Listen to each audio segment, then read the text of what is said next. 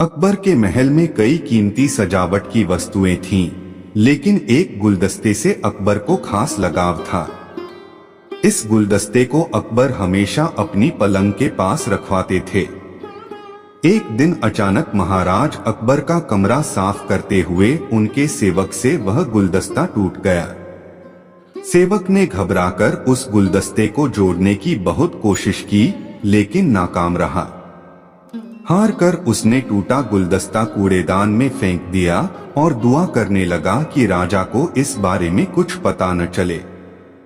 कुछ देर बाद महाराज अकबर जब महल लौटे तो उन्होंने देखा कि उनका प्रिय गुलदस्ता अपनी जगह पर नहीं है।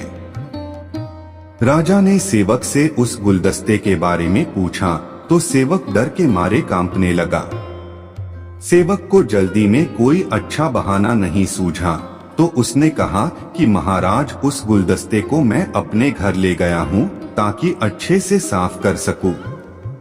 यह सुनते ही अकबर बोले, मुझे तुरंत वो गुलदस्ता लाकर दो। अब सेवक के पास बचने का कोई रास्ता नहीं था। सेवक ने महाराज अकबर को सच बता दिया कि वो गुलदस्ता टूट चुका है। यह सुनकर राजा आग बबूला हो गए।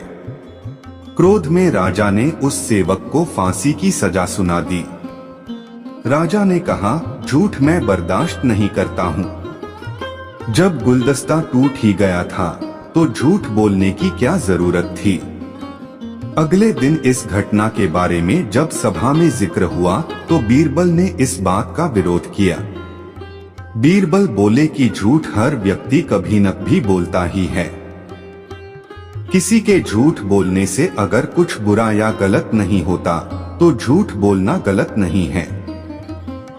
बीरबल के मुंह से ऐसे शब्द सुनकर अकबर उसी समय बीरबल पर भड़क गए।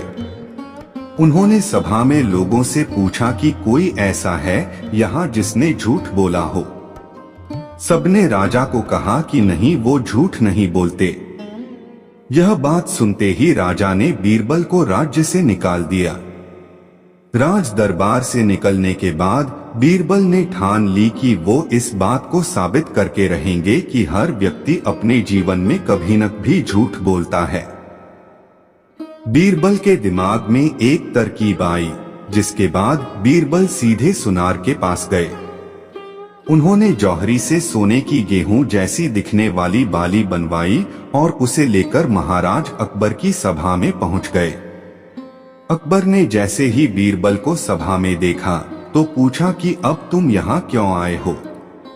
बीरबल बोले, जहां पनाह, आज ऐसा चमत्कार होगा जो किसी ने कभी नहीं देखा होगा।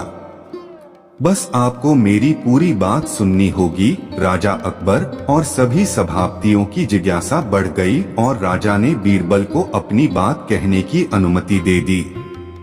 बीरबल बोले, आज मुझे रास्ते में एक सिद्ध पुरुष के दर्शन हुए। उन्होंने मुझे यह सोने से बनी गेहूं की बाली दी है और कहा कि इसे जिस भी खेत में लगाओगे वहां सोने की फसल उगेगी। अब इसे लगाने के लिए मुझे आपके राज्य में थोड़ी सी जमीन चाहिए। राजा ने कहा, यह तो बहुत अच्छी बात है, चलो हम तुम्हें जमीन दिला देते हैं। अब बीरबल कहने लगे कि मैं चाहता हूँ कि पूरा राज दरबार यह चमत्कार देखे। बीरबल की बात मानते हुए पूरा राज दरबार खेत की ओर चल पड़ा।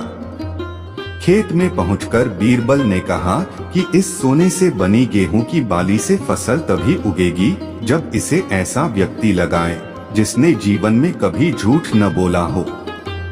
बीरबल की बात सुनकर सभी राज दरबारी खामोश हो गए और कोई भी गेहूं की बाली लगाने के लिए तैयार नहीं हुआ।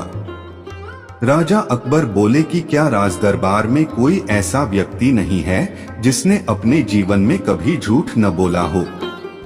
सभी खामोश थे। बीरबल बोले, जहां पनाह, अब आप ही इस बाली को खेत में रोक दीजिए। बीरबल की बात सुनकर महाराज का सिर झुक गया। उन्होंने कहा, बचपन में मैंने भी कई झूठ बोले हैं, तो मैं इसे कैसे लगा सकता हूँ। इतना कहते ही बादशाह अकबर को यह बात समझ आ गई कि बीरबल सही कह रहे थे कि इस दुनिया में कभी न कभी सभी झूठ बोलते हैं।